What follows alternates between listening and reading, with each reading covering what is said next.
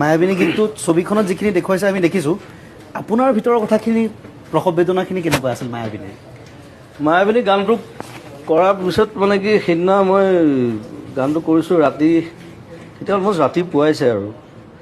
তাৰপিছত ৰিজুৱে মোক কৈ আছে গানটো লিখি দিবৰ কাৰণে তাৰপিছত মই লিখিলোঁ গানটো কিবা এটা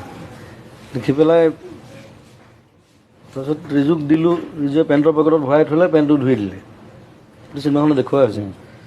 তো 4 দিনমান পিছত ৰিজুৰ লগত আকৌ লগ হ'লোঁ তাৰপিছত ৰিজুক ক'লোঁ বোলো সেই গানটো ক'ত সেইদিনা যে লিখি দিছিলোঁ ৰিজুৱে ক'লে পেণ্টটো ধুই দিলে নহয় ঘৰত খবৰ ল'লে এতিয়া পেণ্টটো ধুই দিয়াৰ পিছততো সেইটো আৰু গান ক'ত হৈ থাকিব এইটো ডাইলগ এটাও আছে জুবিন গাৰ্গে খাই লিখিলে ৰিজুৱে খাই ধুই দিলে তাৰপিছত মই বোলো এতিয়া আকৌ লিখিব লাগিব আৰু এটা গান দুবাৰ লিখিবলৈ মই বিৰাট টান পাওঁ মানে যেনেকৈ এখন পেইণ্টিং দুবাৰ আঁকিবলৈ দিগদাৰ হৈ যায় তথাপি মই বোলো লিখিবতো লাগিবই কাৰণ মায়াবিনী ৰাতি বুকুত দেখা পালোঁ তোমাৰ ছবি সেই প্ৰথম 4টা লাইন মোৰ মনত আছিলে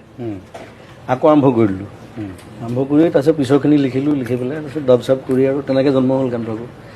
কিন্তু পিছৰবাৰ চাগে বেছি ভালহে হ'ল লিখাটো হয়তো এতিয়া প্ৰথম কি লিখিছিলোঁ মোৰ মনত নাই কিন্তু 4টা লাইন